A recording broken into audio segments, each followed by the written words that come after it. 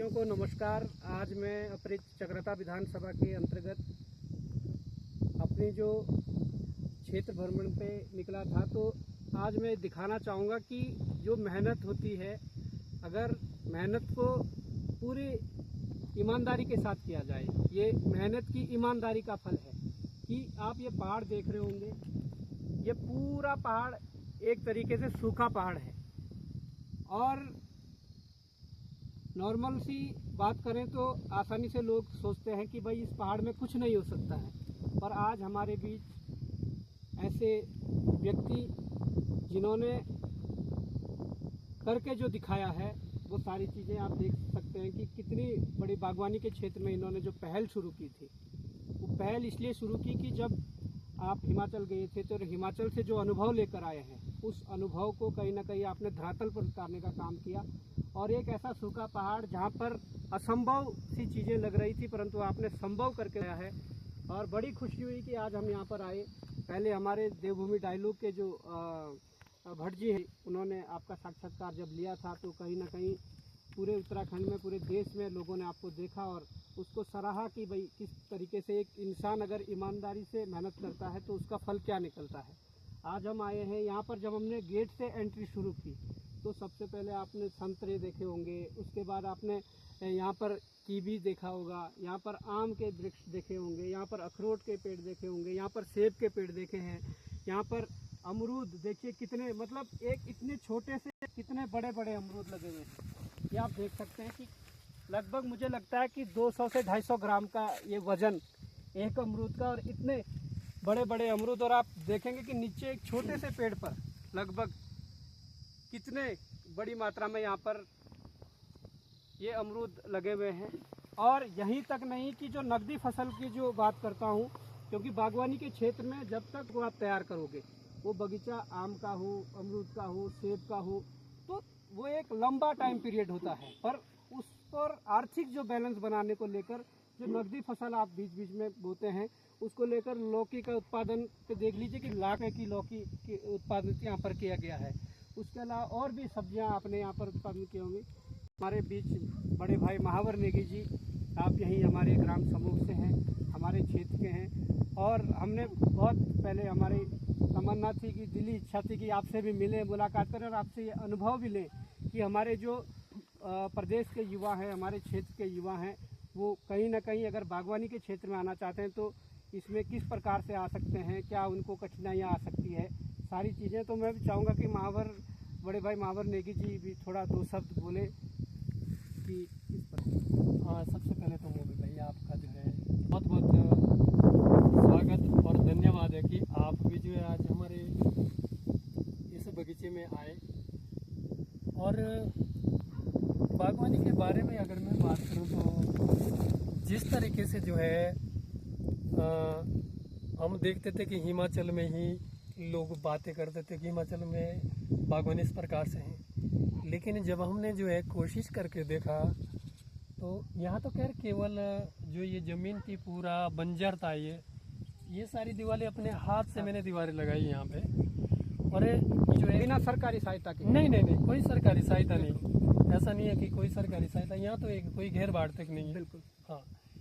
तो हमने जो है इस जगह पे जब बगीचा बनाया तो कई लोगों का कहना था कि भाई यहाँ पे जो ऐसे जगह पे बगीचा नहीं होगा, लेकिन हमने प्रयास किया और आज जिस तरीके से जो पेड़ पौधे आप देख रहे हैं तो रिजल्ट आप लोगों के सामने है। तो मेरा तो यही कहना है कि हम लोगों को अपने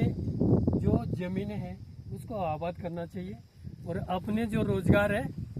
वो अपने घरों में शुरू करना चाहिए। और इस पे कई लोगों का रोज़गार है, ऐसा नहीं है कि बगीचा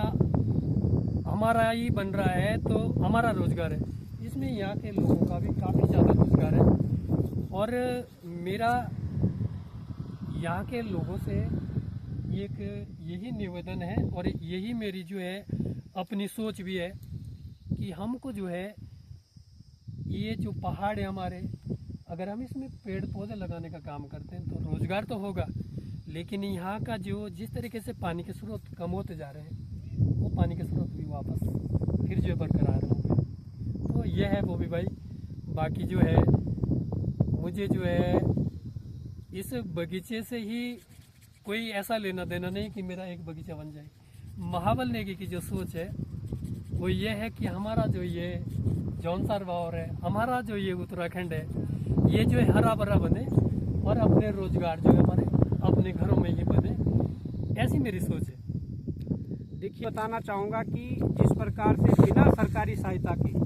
बड़े भाई ने इस प्रकार का जो सारी चीज़ें प्रत्यक्ष रूप से सामने लोगों के सामने दिखाई हो सकती है, तो मैं ये भी कहना चाहूँगा कि सरकार के द्वारा तमाम प्रकार की योजनाएं कृषि के क्षेत्र में हो, उद्यान के क्षेत्र में हो, चलाई जा रही है। उन योजनाओं का दुरुपयोग ना हो, उन योजनाओं का सदुपयोग करके इस प्रकार की जो मिसाल पेश की जा सकती है। और मैं चाहता हूं कि महावर भाई आपको बहुत बहुत बधाई, और जिस प्रकार की चीज़ें आपने यहाँ पर हमने मतलब प्रत्यक्ष रूप से देखी है, हम चाहते हैं कि हमारे क्षेत्र के युवा यहाँ आए और विजिट करें और आपसे जो हमारे युवा बागवानी के क्षेत्र में लगे हैं, आपसे भी प्रेरणा लेकर तमाम प्रकार की चीज़ें हो सकती है। और इससे हमारा वास्तव में जौनसार भावर आबाद होगा, ये उत्तराखंड आबाद होगा, तभी हम इस देवभूमि को बचा पाएंगे और तभी हमारे युवा अपने हाथ भी मजबूत कर पाएंगे। देखिए मोहन भाई, ऐसा है, हम लोग किसी भी क्षेत्र में कोई भी काम करें वो तन मन धन से करें, और हम सब लोग जो है अपने इस जौनसार भावर के और इस उत्तराखंड के लिए काम करेंगे। और आने वाला जो समय होगा, हमें भले ही हम पीछे रह गए होंगे, कोई बात नहीं है, लेकिन मेरा एक ये सुझाव है कि लोग अपनी जो ज़मीनें हैं वो बाहर के लोगों को ना बेचें। भले वो ज़मीनें वहाँ पड़ी रहें, कोई बात नहीं है, समय जब आता है तो हर चीज़ आबाद हो जाती है। तो हमारा यही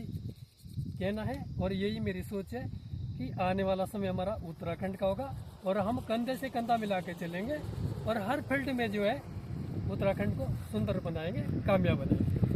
का कहना बहुत अच्छी ये बात है कि भाई ज़मीनों को बाहरी लोगों को ना बेचें। जब समय आएगा तो ज़मीनें अपने आप आबाद होगी, जब हमें ज़रूरत महसूस होगी कि हमें इस ज़मीन पर क्या उगाना है, किस प्रकार से इसे आबाद करना है, तो वो सारी चीज़ें समय के साथ हो जाएंगी। परंतु ये निश्चित रूप से जिस प्रकार से हम भू कानून की लड़ाई भी प्रदेश भर में लड़ रहे हैं, वो यही लड़ाई है कि अपनी ज़मीनों को सुरक्षित रखिए और संरक्षित रखिए। तो मैं पुनः एक बार बधाई देना चाहूँगा, और इस प्रकार के कार्य के लिए कहीं ना कहीं हमें सराहना हमें तो करनी है, परंतु पूरे क्षेत्रवासियों को, पूरे उत्तराखंड को सराहना करनी चाहिए कि इस प्रकार के लोग आगे आकर ही हमारे बीच से निकलकर इस उत्तराखंड के लिए बेहतर कर सके। धन्यवाद। जय हिंद, जय भारत, जय उत्तराखंड।